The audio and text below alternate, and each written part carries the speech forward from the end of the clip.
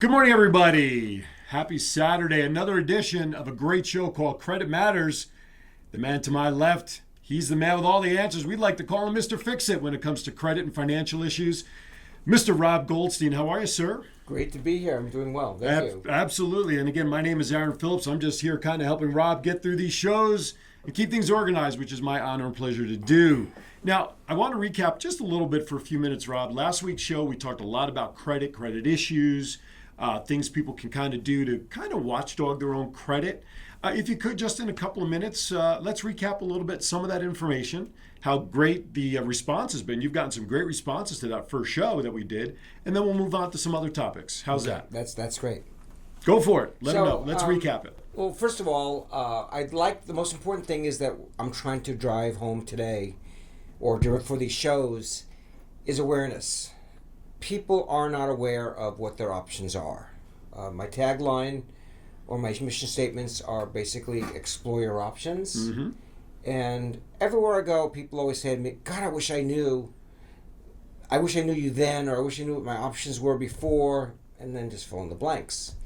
So the purpose of this show is to let people know that there are options available to them, that not everything just fits into one category. One neat little box.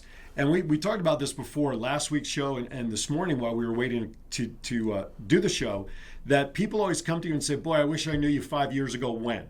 Yeah. And by making people aware that you are out there and available to them to help, hopefully we'll stem that tide. Hopefully people, what did I say before? Hopefully people will realize that you're always going to bail water when the ship is sinking. The idea is not to be in trouble before the ship starts sinking. Correct. Although I can help them. Yes. Right when the middle true. of sinking, and maybe that will be a topic for another show. Absolutely. That's the video we talked about. That's right. So stay tuned next week for that special video about how to bail out the water when you're right in the middle of sinking. That's called a tease for next week's show, folks. So what kind of feedback have you gotten just off of the first episode? I mean, it looks like, from my perspective, there's been a lot of great viewing of the show. What have you been hearing about the show? That's good to hear. That there has. Mm-hmm. I was very impressed with the amount of views. Right. The topic subject, or the subject matter, mm-hmm. is a good feedback, and what I know how to do with it all. The reality is I know how to solve problems. There's never been a problem I couldn't solve. And so it goes back to the awareness that mm-hmm. there are options for people. There's generally more than one or two or three options. I normally, in a consultation, will talk about every option they have available. Mm-hmm. I will explain every option to them so they understand it, so that we get through the decision-making process together. I vowed when I first started my practice, which was about 30 years ago, that I would always be responsive to people on their phone calls. Of course, then we didn't have texts or even emails, by the way. No, didn't even have any of that. It was good old letter writing. But you should see... I didn't even have a computer when I first started. Really? This was 30 years ago. So what did you use to stay organized? Like green bar paper? I had a secretary that had a typewriter, and she would have to retype things, and then came the correcting typewriters, so I got a correctable typewriter. Right. But it's amazing what people, especially the younger generations, right, they had no idea that we didn't have all these luxuries years ago. But I've always vowed to be responsive and to explain to people what their options are and actually perform. I take phone calls, I respond to texts, and I know how to work the system to get them through whatever they need to get through. What I like, what you said, though, is when you sit down with a client, a potential client, you kind of go over all the options, the benefits and stuff to get it done, which kind of reminds me of like a doctor. You're going to see a doctor, and there's a diagnosis, and they give you a couple of options to fix it, and they explain it. So I should really start calling you Dr. Fix-It, not Mr. Fix-It. Yeah. The way I look at a client's situation, generally speaking, mm-hmm. is as a bankruptcy analysis, mm-hmm. because I am schooled in bankruptcy law, and I am trained by trustees. So with my knowledge that I have, I don't I don't have the game plan sorted out until I understand what the problem is, and I first see if bankruptcy is really their option, because I'm trying to keep people out of bankruptcy. I'm not opposed to bankruptcy when that's the only solution, but I'm more or less like the holistic doctor. There you go. That knows how to solve problems without surgery. But surgery, if it's needed, is needed. Almost like a last resort kind of thing. Yes. If need be.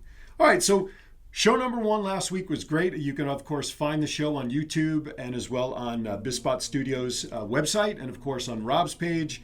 You can even find that on my page, Aaron Phillips, on Facebook, if you want to catch up on that information. But now I want to move forward a little bit, kind of staying in the arena of what we talked about last week a little bit.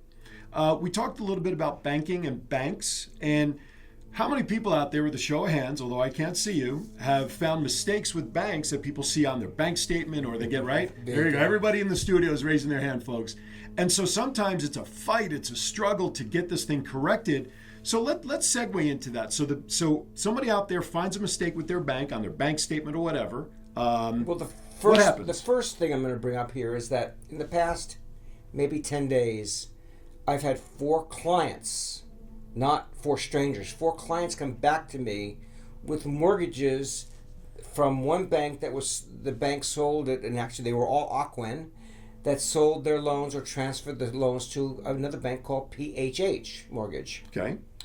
And so maybe people have heard of them, and these are, I guess, secondary banks. These are not your Wells Fargo and your Chase banks. These are your secondary banks. But I've also seen Chase and Wells Fargo and other banks sell off their loans to these secondary banks too. Mm-hmm. And all 4 of these people have come to me with the same thing, same problem. They all 4 had loan mods, and they were making their payments, and PHH Mortgage doesn't have the file. They're saying that they can't take the payment, or they're going to go into foreclosure, or there's something going wrong with their loan mod, and they were all current. 4 people in the same time period of about a week and a half. So to me, I guess that's a red flag. I was just going to say, it sounds like the right hand and the left hand are not communicating amongst that mortgage. Clearly. And I've had people tell me that banks can't make mistakes. And I will tell you, as sure as I'm sitting here today, that I have more problems with banks making mistakes than banks not making mistakes. Well, I mean, after all, there's still the human element when it comes to banking. People still have to input information, even when there's loan modifications, originating loans. I mean, it's still somewhat manually done. It's still people generated. Right. And we're in an automated society that's on an overload. And almost everything that can be attributed to the overload. Right. For example, I'll just change subject for a second and we'll go back to the mortgages. Sure. But on your credit reports and credit repair, there's so many people that are victims of identity theft. There's so many people there are mistakes on the credit reports, which allows via the Fair Credit Reporting Act to challenge those inaccuracies on your reports and basically give the consumer a right to update or fix your credit. Right. Of course, we take that to another level. Right. So it's the same thing with the with banking. Banks make mistakes. I'm not saying they make mistakes on bank accounts, on your savings accounts and checking accounts as often. On mortgages, there are just so many mistakes on the mortgages, on the loan mods. Because there's a lot of moving parts in that transition when a loan is sold. Correct. So something is bound to possibly fall through. And I'll tell you something. When a loan mod is first generated, the banks issue what they call a trial loan mod. Okay. The reason they give a trial loan mod is because the loan mod, when it's completed or when it's approved, has to be documented and then filed on the title. Right. And there's so much work to do on the loan mod. So what the banks are doing, they're giving you a trial loan mod, which I agree with. And they're saying, okay, we're going to freeze everything. You make payments for 90 days, make 3 successive payments without being late. Then we'll go ahead and convert that to a more permanent, it's like a probationary loan mod. And actually, I agree with that. It's a great system. Because why should they go through all the work and then have to undo it if you don't make the payments? Right. So, in that transition, that's where things get lost, because you have this loss mitigation department making a trial loan mod. Mm-hmm. When it gets completed, then they hand it off to the next department. That's when it falls down. Also falls down because all of these things are generally engineered through foreclosure attorneys. Okay.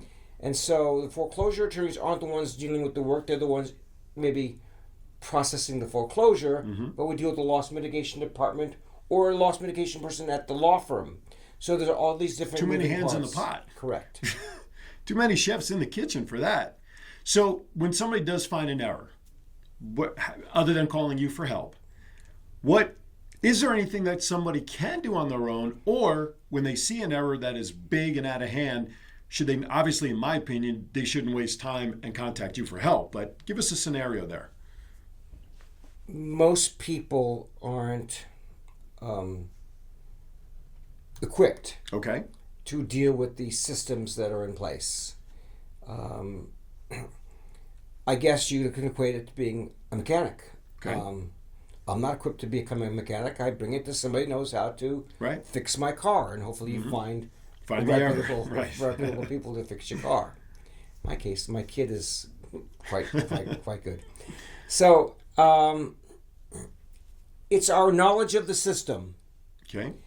and the ability to stand up to the banks, because I know the system, that is one of these reasons why we are successful. And let you know, I've never lost a case in dealing with loan mods or debt clients. I've never lost because I provide good reason. So right now I'm working on several clients with PHH Mortgage. I've already gotten one of them resolved. Okay. Where I introduced the left hand to the right hand, and we got it resolved. So and I have several more that I'm working on. Brings to mind another case that I had many years ago, and I'm not sure if I talked about it last week. But many years ago, I had a client that got a loan with HFC or HSBC. Those are the same people, just one's mortgage and one is different banking. HFC, Household Financial Corp. And they basically scammed the client. And they gave him a bad loan, and they raised his rates and charged more points, and they basically stuck it to him pretty good. And when I went back and was working on the loan mod for them, there was one representative that said that they purposely lost the paperwork. Purposely? They intentionally lost the paperwork. That gentleman was eventually fired. Wow. Did he give a reason why it was intentionally lost? Because there was a cover-up going on. Conspiracy. It was a conspiracy. It was a conspiracy theory, which reminded me of the movie, I think it was called Aaron Brockovich. Oh, yes. Is that Julia Roberts. Yeah. Okay. And this one guy at the bank actually told me what was going on. And they did a cover-up because they screwed up and they messed with them, and they were foreclosing so they can erase that or cover up that system. And I busted them on that. They eventually sold the bank to another the loan to another bank, and I think I did talk about this last week. It's okay. And eventually we got this all resolved, but I actually stood up to those banks in their foreclosure and called them on it. Right. Which I can. Which you can do. I can do. Right. You have the tools to do that. So yeah. So I don't know whether it's a curse or a blessing that I have these abilities, but I know how to navigate. I know how to navigate the world in these respects. Well, as Artie Johnson used to say from the old Laugh-In show, very interesting. Yes. I want to segue a little bit because you were talking about banks, and I'm sure, again, nine out of every 10 people in a room have probably gotten this phone call. Sometimes people get calls from banks asking for some form of payment. 9 times out of 10, they probably fall into some sort of scam. Wow. Let's talk about how to protect yourself against that sort of thing. I had a client once got a phone call from somebody representing themselves to be their mortgage company, the mortgage bank. And it wasn't their banker. It was a scam. And they just basically said, we will go ahead and give you a forgiveness program and get you back on track. And if you just give us, X amount of dollars, might have been $5,000 or $6,000 right now over the phone. So they basically scammed my client, or this client, out of money. The client felt that they were on a new program. Okay. They never got the papers from the bank. Uh-oh. So there's an expression in this world called validating. Okay. It's like when a collector calls a client, or if you get a collection notice, first thing you want to do is you want to validate that debt. You want to make sure that collection company really owns that debt, and really whether you owe that debt. So there's two reasons. First of all, you may not owe that debt. Okay. And second of all, they may not own that alleged debt. Right. So there's an expression in place called validating the debt. Okay. Same thing with a mortgage. You need to validate that debt. So everybody has that right to validate that debt. It's all part of the Fair Collection Practices Act. Fair Debt Collection Practices Act. You're going to learn more titles on this show, folks, than you'd ever think. Practices Act. So how can someone, what do they have to do? They have to call the originating bank, they call the people on that notice. How does someone validate it? Well, you get a collection call. You should say, or I would say, show me that you own that debt and show me that the client owes that debt. Okay. They have to provide it. Okay. They have to provide documentation on that. Okay. Now, there's a lot of businesses, companies out there buying debt. So if you owe a bank money and they charged off that debt, doesn't mean they've forgiven, forgotten about the debt. That means they took it off their good set of books and put it in their non-performing books and sold it off generally at a discount. Still hoping to get paid. They still won't get paid. Right. So we talked about that misnomer last week. Yes. So if the ABC collection company, I'm making that up, they might be an ABC collection company, but We mean no disrespect if you are. Okay. Calls somebody, or Right. I want to see proof that I owe that debt, Mm-hmm. or my client owes that debt. It's called validating the debt. Okay. Very key term. So how would that company validate? Is it through email? Is it through regular mail of copies of stuff? Either way, What they can the can person email expect? me the information. They can mail the information. Okay. They must provide it within 30 days. Now, does that mean that the collection calls could stop over those 30 days while this is going on, or will the person The collection calls should be on hold. Okay. They should be frozen pending the validation? The validation process. Of course, if I'm involved with this, I would be giving my letter of authorization, a power of attorney, and cease and desist letter, so that the collector cannot call my client, Mm-hmm. and they only deal with me, and that's legally binding. So they Okay. must follow through with that. Of course, collectors are a different breed of people. Mm-hmm. And collectors are always violating the Fair Collection Practices Act. I know. Hard to imagine. It's hard to imagine that. And we talked about that last week, where the debtor has the right to sue them for violating the Fair Debt Collection Practices Act. But attorneys are not going to be doing that on contingency, and people are not going to be paying the attorneys to file that lawsuits. But there have been collection companies that have been closed down for major violations. I'm not going to be mentioning some of who they are. We don't have to Because mention those. we're not here. We're not a crusader in that respect. But collection companies have been known to be shut down. Of course, they reopen under another name. Mm-hmm. I have another question I want to stay in there, but first, before we do that, we keep mentioning about people can call you to do this and do that. Let's give out your contact information and how folks can reach out to you to at least sit down with you and have at least a consultation. So give out your information. I respond to smoke signals. Yes, right. Courier pigeon coming up next. Okay. Do you know that people race courier pigeons? I know. I've heard about. Isn't that weird? Isn't that a New York thing when they race them off the top of the brownstones? I have no idea. Well, if you watch the old versions of NYPD Blue, you learn that from. I remember that show. I did too. Sipowicz was my guy. Okay. We digress. So, my contact information is 702-701-2992. That's my cell phone. That's my business line. And they can reach me on my email at rgoldsteinconsulting@gmail.com. Which is also the name of your website, right? Also the name of the website, which is up, but it's also being under constructed. yeah. And also your Facebook presence, your social media presence is growing right now with the courtesy of someone you have that's helping you do that. Correct. So there's more of you on Facebook as well. Correct. So there'll be more announcements about that. But as always, you can always catch these episodes through BizSpot Studios, either through their YouTube channel, through BizSpot's website. Certainly on Facebook, you'll be able to catch and rewatch some of the information that Rob is providing, which is going to be crucial for you or somebody you may know who needs help. Please share this information, share the videos, and share it with your friends and family, because you just never know who needs help that you may not know needs it, but you could be providing them some valuable information, someone who's really good at what he does to help save their Titanic. Most of the work that I get Yes. is referrals. Of course. Referral sources. Sure. And I mentioned that last week, some of the sweet spots and referral Right. sources. I don't advertise, and I don't do market through Google Right. searches or Right. SEO But searches. this sort of thing that we're doing here, where you're increasing the people's awareness of what is Correct. available to them, we are getting the word out in a much more simplistic, educational style than just hard hitting with ads or promotions and things like that. It's one client generally refers me 5. So Okay, it's yeah, that there you type go. of thing. There you go.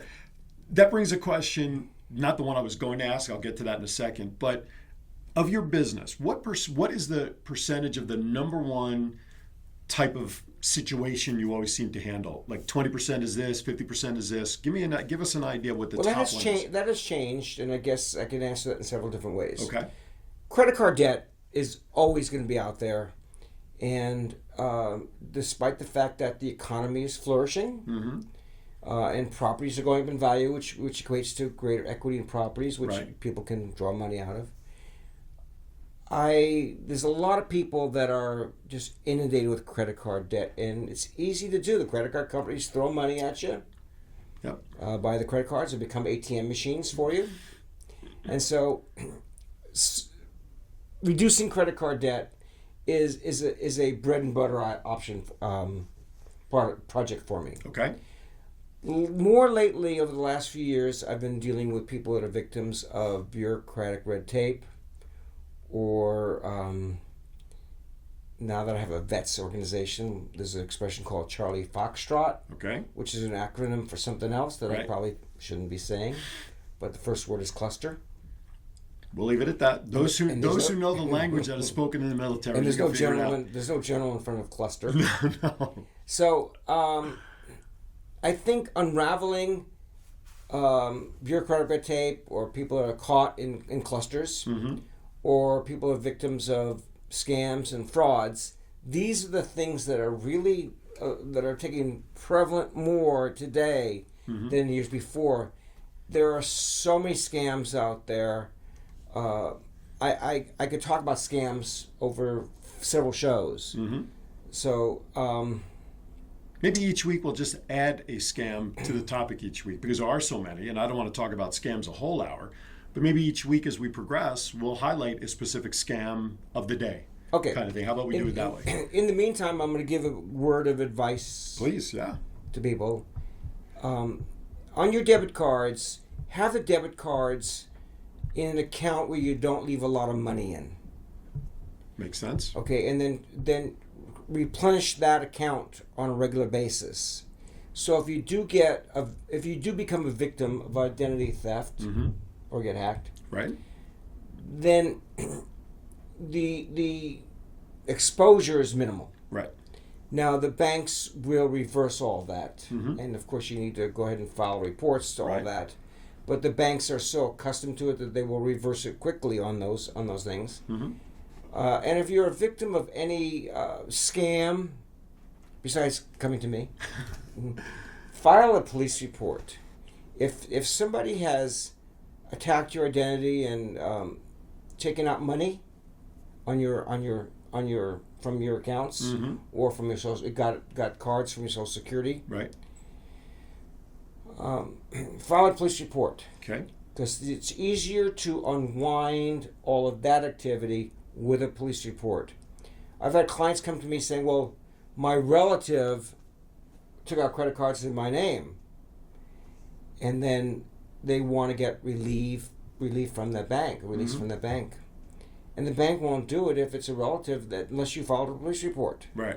So it's very important to file a police report. And if someone's going to steal your identity, and it's even a relative, should do something about it, because if that person's stealing your identity, there's a problem. There's a problem here. And I will tell you that in my lifetime, my biggest issues or downfalls has been with relatives, friends, and family who I've trusted. Right.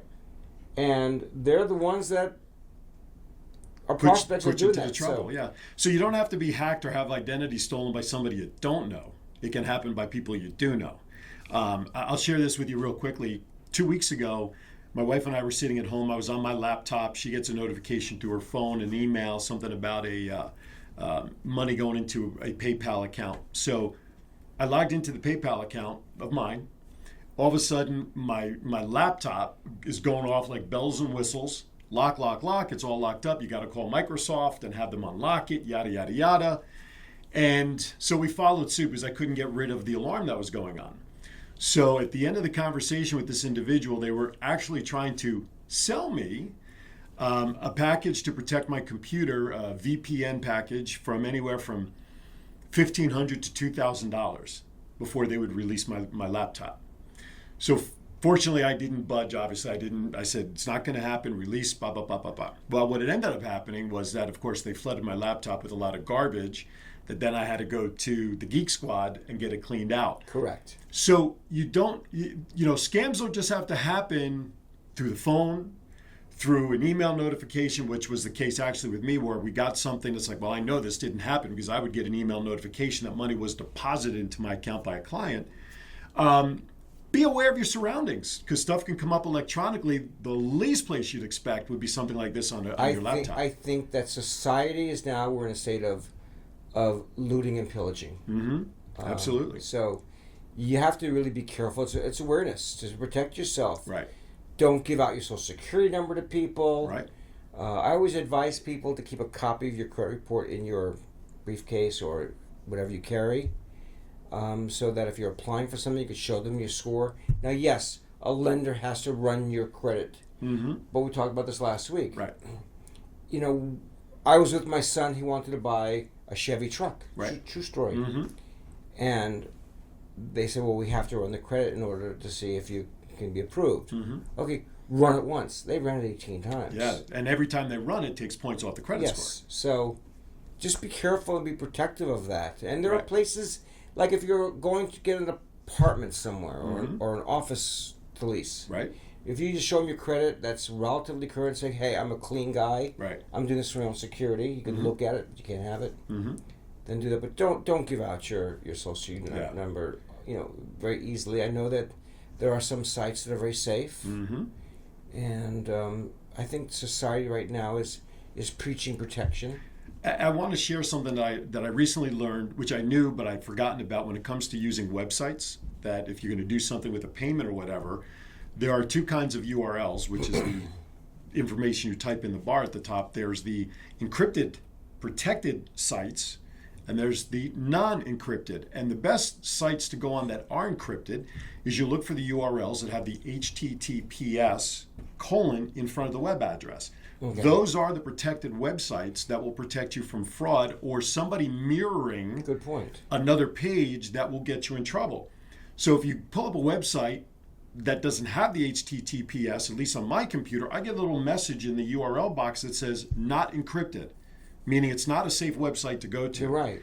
Go to the HTTPS only websites starting, then you know your information is protected. And when you get emails, I've learned this trick recently, that you can put your arrow, the browser, whatever it's called, onto that email address, Right. and if it'll tell you it'll show you where it's coming from. Okay. And right. whether you should be able to determine Right. whether it's real. So there are these little hands-on tricks through email and internet that you can use to protect yourself as well. I want to bring up. I agree with maybe bringing up different types of scams on different shows. Okay. But I want to just talk about awareness. Is that there's a lot of elder fraud going on. Oh yes. Now we talked last week about a very dear relative of mine Right. who was a victim of elder fraud that I unwound for her at the last minute. Right. It was it was a work of art. But there's a lot of elders that are being targeted, and I just want to talk about Absolutely. Examples of Sure. elder fraud being targeted. First of all, there are people that will call up an elder and say, I'm here, or they could even actually say, I'm your grandson Joey, Right. and I'm stranded in Stockton and I need $5,000 to get home. Mm-hmm. Can you send me $5,000, please, Grandma, so I can get home? Right. So, a lot of scams like that. I'll also tell you that people tell me that the IRS called them asking for a credit card on the phone to solve their IRS issues, IRS audit issues, whatever it is like that. Right. IRS doesn't work that way. No. So Get emails that way too sometimes. you get emails too. IRS doesn't work that way. They work on a very straight system. Mm-hmm. And if you are, by the way, if you do get addressed for an audit or for money from the IRS, you should hire a professional to help deal with it. Mm-hmm. And I have people on my team that deal with it. Okay. So, but there's a lot of that going on, and I get phone calls all the time on that are scams. Mm-hmm. This is the IRS calling, and somebody, and we have to change your social security number, calls to go over it with you, yada yada yada. Right. So be careful of that. And then the third thing to be careful about in this elder fraud situation is relatives or people basically putting false liens on your property, because elders may have property with a very low mortgage balance or no mortgage balance, Right. and it's very easy to they create phony documents and To record get the them. cash out and everything else, right? So it's just a good idea to do some inventory, Mm-hmm.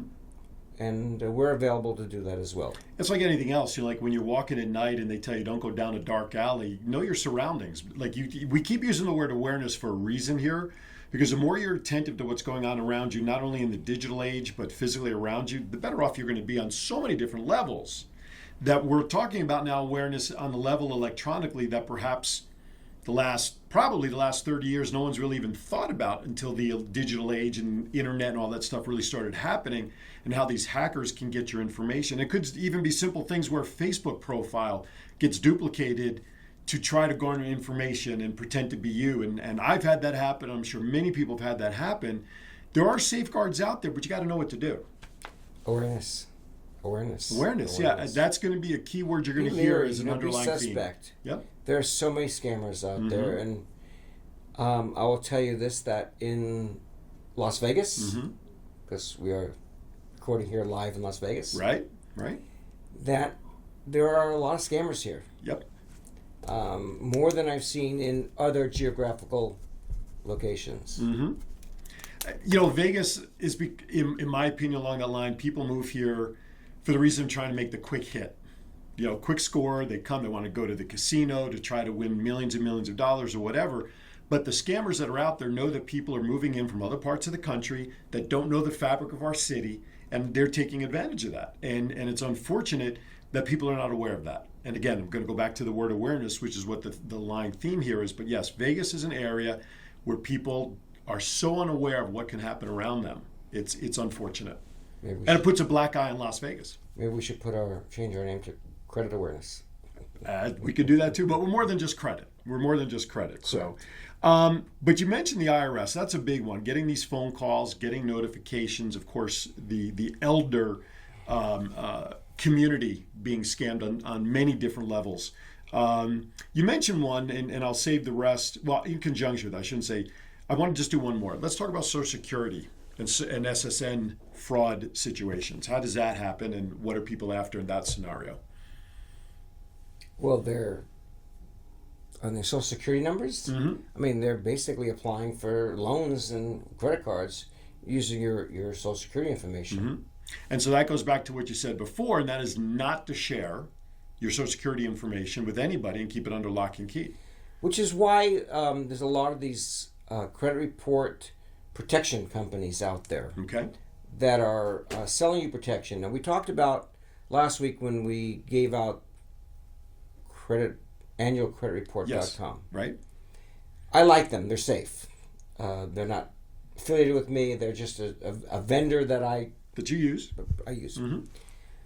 But when you want your free credit report a lot of these vendors will give you a free credit report if you subscribe to their credit reporting services. Okay.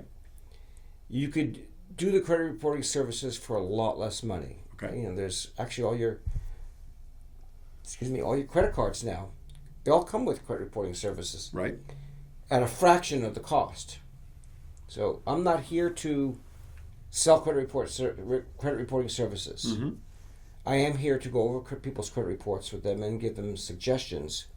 And you can also notify the credit reporting agencies and let them know that you are suspect of a few things, and put freezes that nobody can apply for credit Right. cards. You can actually do that. And Oh, that's good to know. do that for them too. And on the flip side of that, if you travel a lot, you're going overseas or you're going somewhere that you don't normally travel to or go to, it's also recommended that you call those credit card companies and say, hey, I'm leaving Vegas. I'm going to go to this location for the next 30 days. You'll see some charges that'll come through from this location. Those are good. Good point. I think the credit card companies now, the banks, are doing whatever they can to help out. I mean, Right. I'm not going to sit here and diss banks. Mm-hmm. At the same time, I beat up banks for a living. Sure. But they are all trying to help society in whatever can, but it's on an overload. Right. Yep. And banks are trying, they want to do these things because it probably costs them more money to deal with an issue because of funds that they're going to return, like you said before, that are erroneous. They're going to return money, and the people invested to investigate all this. So they do want to put things up on the front end that will protect their client so that in the back end, it saves the bank or credit card. And they time. have to, for all regulation purposes, and because they're also dealing with the government and Right. getting money and so forth. So they have to do whatever they can for society and for prevention purposes. Sure. We talked last week, we touched on it, but we didn't delve into it. And I think this is a good time to do that because we are talking about credit and credit reports and stuff. We touched on bankruptcies last week, and there's multiple kinds, right? Correct. 7, 11, 13, whatever you want, whatever number you want to put out there. Let's go over Those are actually chapters. They're chapters within the bankruptcy code, right? In the good book, in the good book, as they say, as the good book says. Chapter 7 is actually a chapter. Right. 7. So explain the differences between the most common chapters of bankruptcy so that people understand that if it comes to them with or without your support, what they're looking at. Let's talk about that for a second, and then I want to segue into a question pertaining to bankruptcy and credit. Okay. Chapter 7 is the bankruptcy that when people are coming to me or somebody else about debt, that is the one that they go, I just want to get rid of all my debt, but I want to keep all my assets. Right. Okay. Which you can't. You could only have so many assets in the Chapter 7. Okay. So the Chapter 7 is the one that people think of as far as discharging all of their Getting debt. that clean slate, so Getting to that speak. clean slate. Very good. In the Chapter 7, there's limits on how much money you can be earning. And that varies on different criteria, but there's a limit on how much you can earn. And there's differences in each state as well, too. But some of the biggest things that I look at is income and expenses. If your net income is greater than your expenses, you will not qualify for a Chapter 7. Okay. Because when the trustee, the U.S. trustee, who's a monitor of the bankruptcy court, we think we talked about that last week. We didn't? Okay. Nope. So when you file a Chapter 7, there's a monitor called a trustee. And these trustees, they look at these Chapter 7s, and they put them into two categories, a no-asset case and an asset case. Okay. In no-asset case, they give you the rubber stamp, approved, Good to whatever, good to go. They make a few dollars for doing so. It's basically ones that have no red flags. It's just simple bankruptcies. People don't have assets. They don't think there's any bankruptcy fraud going on over there.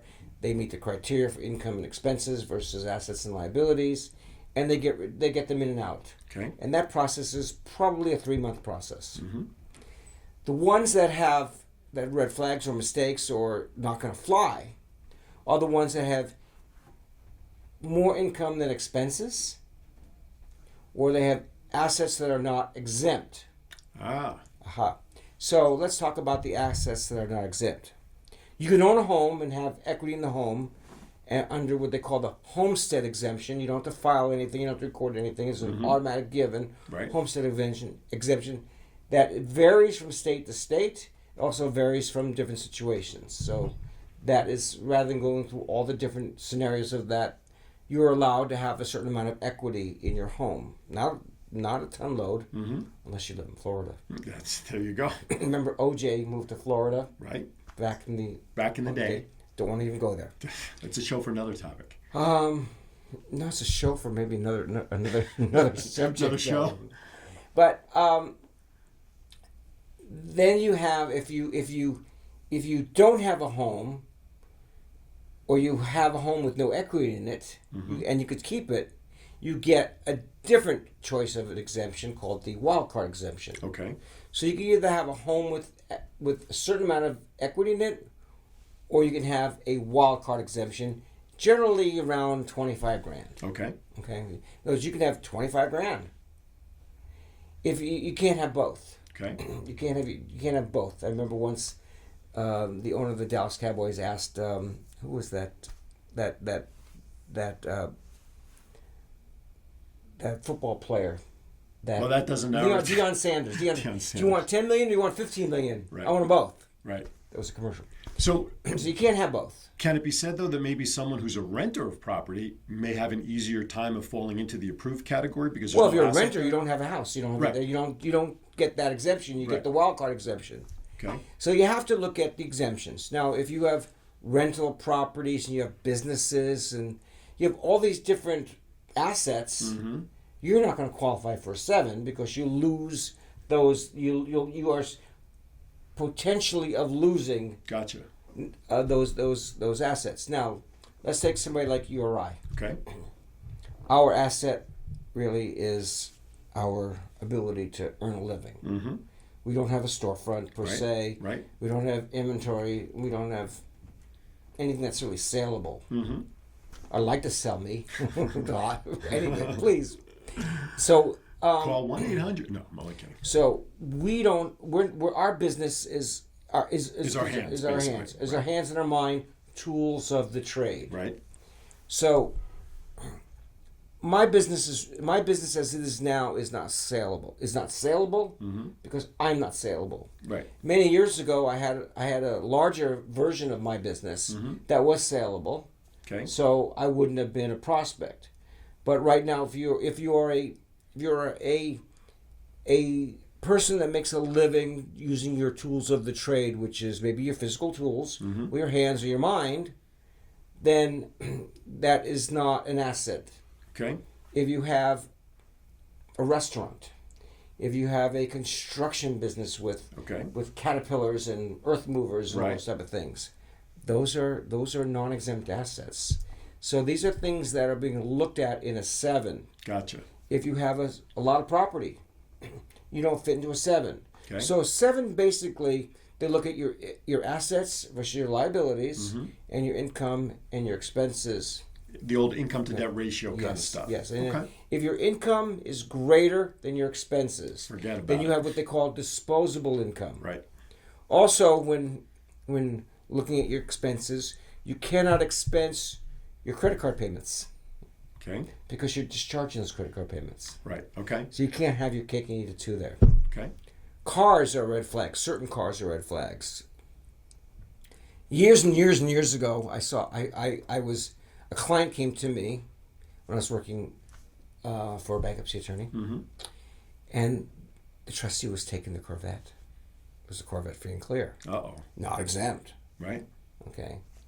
And you can work that system out and stop that, but you have to look at the red flags. What is a red flag? So again, we talk about your assets versus your liabilities. Right. You can't have non-exempt assets. Okay. So it's a 7 is pretty much a cut and dry formula. Okay. You fit, don't fit. Income, expenses. So then the next one would be 11. The next one would be a 13. Or 13. Now a 7, by the way, can be for businesses or can be for people. Okay. And contrary to belief, a married couple does not have to file together, but if they're residing together and they're married together, their income is still considered joint. Combined. Gotcha. Okay. Now there are rules in the bankruptcy which I know that help people make their decisions. Let's Gotcha. leave it there. Okay. A third, if you're an individual or a couple and you don't fit the 7 mode, you have to look at the 13 mode. The 13 Okay. is a reorganization for individuals and couples, not businesses. Okay. These are people that have greater income than expenses, Okay. or they have assets that are not exempt, Okay. or greater than their liabilities, so forth.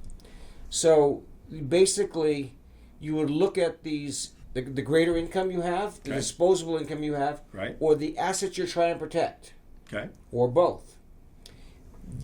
That amount of money can be divided over so many months, usually over up to 5 years. Okay. So if you have,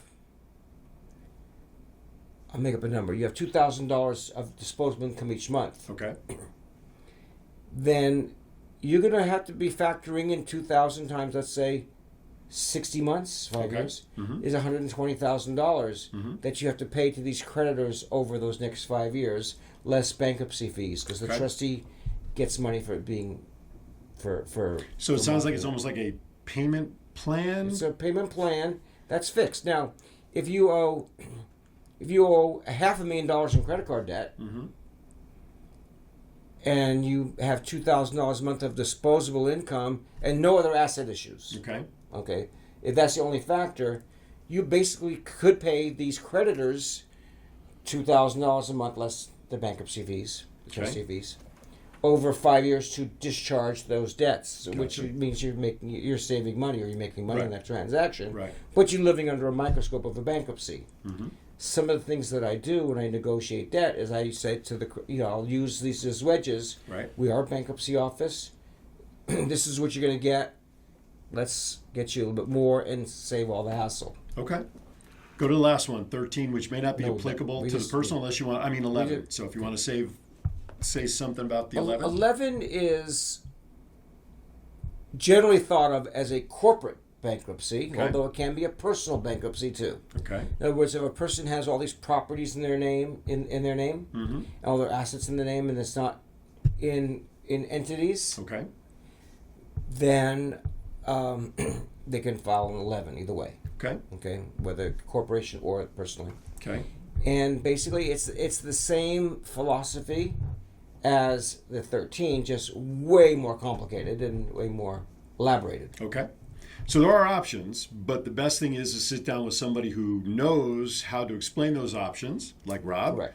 and help figure out what the best mode of direction is. You can reach out to Rob at 702-701-2992, or you can email him at rgoldsteinconsulting@gmail.com. And of course, he's on Facebook.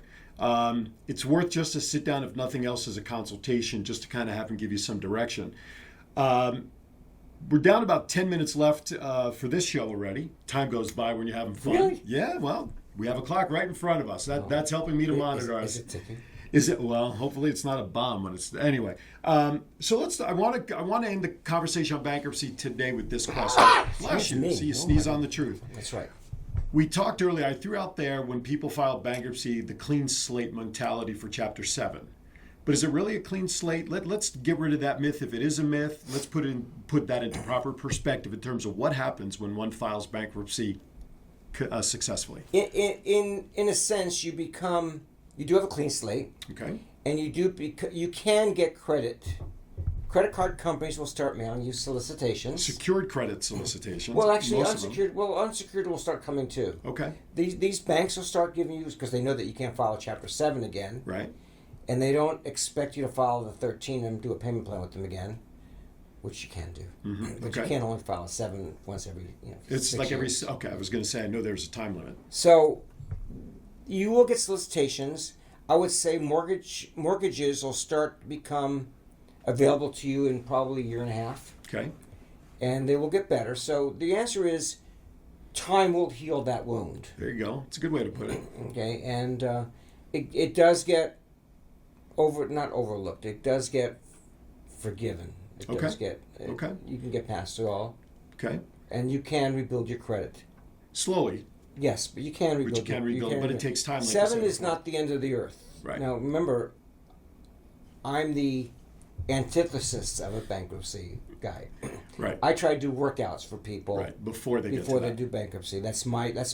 But I won't do it if bankruptcy is really what they need. Right.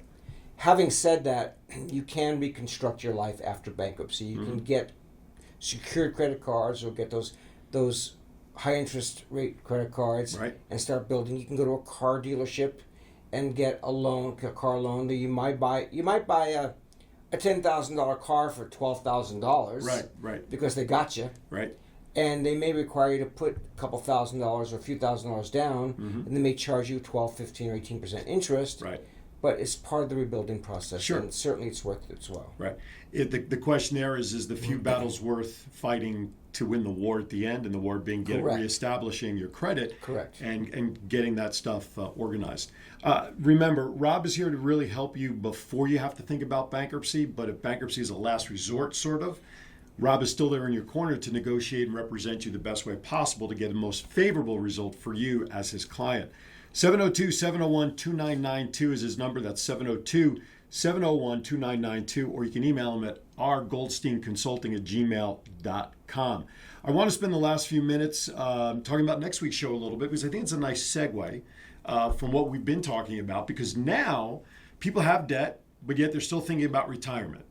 People get out from under their debt with your help or get things more controllable, but they're still thinking about retirement and how to successfully get there. Next week, your guest will be Cameron Guyed.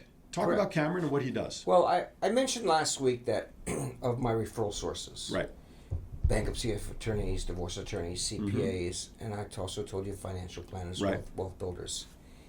And I get referrals from those guys because they have people that want to start establishing retirement plans, whatever category they're in. Okay. But they're too busy making these monthly payments on credit card debt. So the theory on that one is, if I can reduce those credit cards, which I will do, then they have more money to start socking away, which is better for the retirement builder and the client as well too. Gotcha. So it's sometimes really good to team up with these guys because we work with each other. Right. My clients are not ready for planning their retirements until they've gone through my process. Right. Because at that point, by the time they come to you, they're just worried about keeping food on the table. Correct. Things are that It's survival. Right. I deal with survival. But these people should start putting away money and start building for the future. And I have been working with a great guy, Cameron, and so he's going to be on our show next week. Wonderful. He's a great guy, and make sure you tune in. Some good stories. I can't wait. Can I plug him for another appearance he's going to make coming up? Yes, you can. On July 20th, also Saturday, following the airing of Rob's show, Cameron will also be appearing on my other podcast that we met you on the first time, Twin Brothers from Different Mothers, with my co-host Neil Portnoy. Cameron will be on to also further those points and conversations that you guys will be talking about next week. So Cameron's making the media rounds. He is. And let me tell you how I met Cameron. Yeah. I mean, it's just a good little story. Sure. I have an office on Tropicana and Rainbow area. Right. And I also have another business. We talked about that, the Bruce C. Kiefer Memorial Foundation, Yeah. which, by the way, we won a battle. Okay. I don't know if I talked about this last week, but the Blue Water Bill was signed by the president. Right. Did I talk about that last week? No, you did not, because the he didn't sign Blue Water the bill. Bill signed the Blue Water Bill was signed by the president, which means, what is blue water? Blue water is the water that's not on the docks. Docks is called brown water, and the cleaner, clear water further out. So if you want to go swimming, you want to go swimming. Go find blue water. That makes sense. So the government accidentally only categorized any issues like Agent Orange. Okay. Only can happen in brown water, Okay. but it actually can happen in blue water. Gotcha. My client, Kiefer, Right. who I have the foundation with, Right. Bruce C. Kiefer Foundation. was a brown water ship, was a blue water ship Okay. that was in Vietnam, Okay. that handled nuclear weapons, and we have pictures of him handling nuclear weapons. We have pictures of him on the ship, him in port, and of course, I talked about the VA was saying Didn't exist. Right. Right. And we proved it existed. Now the blue water bill has been signed by the president. Wonderful. That's right. Which means that it was proven that It can happen. it can relate. Okay. Right on. So back to my Cameron story. Yes. Cameron's a vet. He's a veteran. Okay. He's a veteran. And when I moved to the building, I passed out flyers to all my neighbors saying, "This is what I do." Mm-hmm. He introduced himself to me, and this might be 6 or 8 months ago. Okay. And him and I just became great friends and great working associates. He is a veteran. He refers veterans to me, refers clients to me to help out, and I refer clients back to him, and we're a great team. Right on. That's good. I can't wait to meet him for the 20th. Hopefully, I have a chance to meet him. He's a good guy. Within the next week, because I will be out of town just before he comes on our show. But I'm looking forward to having him on, Twin Brothers from Different Mothers, on the 20th, starting at noon time Pacific, right here on Facebook. Anyway. He also knows some good people. He referred my... Yes, that's right. That's right. That's how my Brandy and you assistant, connected, yes, right? yes. So that's good. So we know he's got good stock, right, Brandy? All right, so we have a couple of minutes left. Believe it or not, the show is just about in the books. Give me two things, and I'll give you 2 minutes to do it. 2 things in your life that nobody out there would know that you've done, and not business related. Wow. Okay. I told you last week, you got to be ready for this. Hard to imagine this, but when I was a kid growing up, I was extremely a fast track runner. Okay. Oh, really? Okay. Yeah. In high school, I ran a 4:31 mile. Wow. Jeez. I ran a 10:100. Okay. In my high school, I was the fastest guy in high school. Nice. I was the leg man of the 440 relay, which means I was the closer of the group. Right. And it was hard to imagine. I also, because I grew up poor and on the streets, Okay. I ran barefoot because Really? I didn't have track shoes.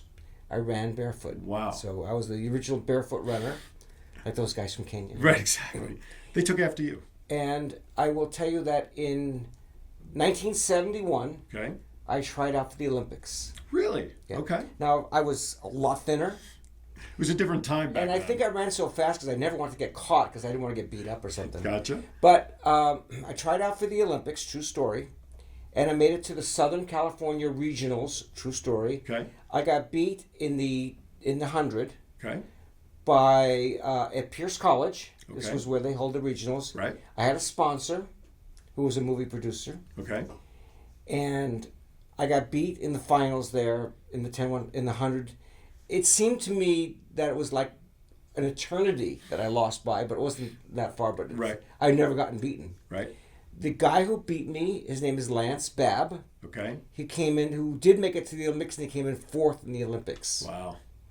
So there's Quite interesting. There's one, That's great. We never talked about. No, I this. know. That's why I fire these questions So- out there, because it's uncovering stuff about that you. ended my competitive track career. Okay.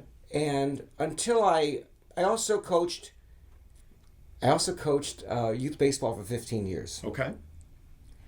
I took my team to the they were, I think, 13 or 14-year-olds. Okay. I took them to it was USAA. It was competitive baseball. Right. It was club baseball. Right. This wasn't Little League. Really competitive. And Mm-hmm. and at 12 and 13, we're playing on fields that are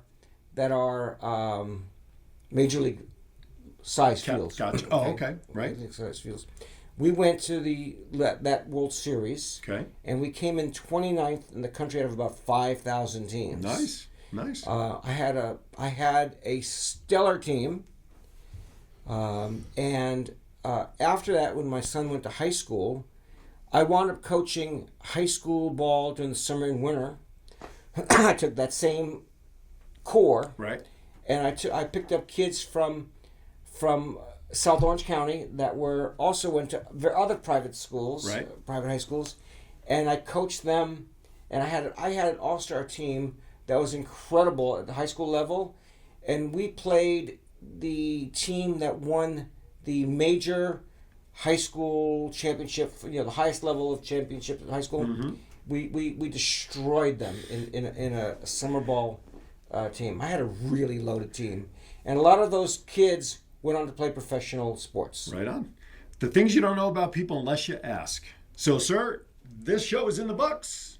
We thank Wow. everybody for watching. Right? I thought we had an hour. We did. It's gone by. Wow. It's gone by fast. Next week, be sure to join Rob and his guest, Cameron Guyed, as they talk about how to properly plan for your future while you may be buried under debt.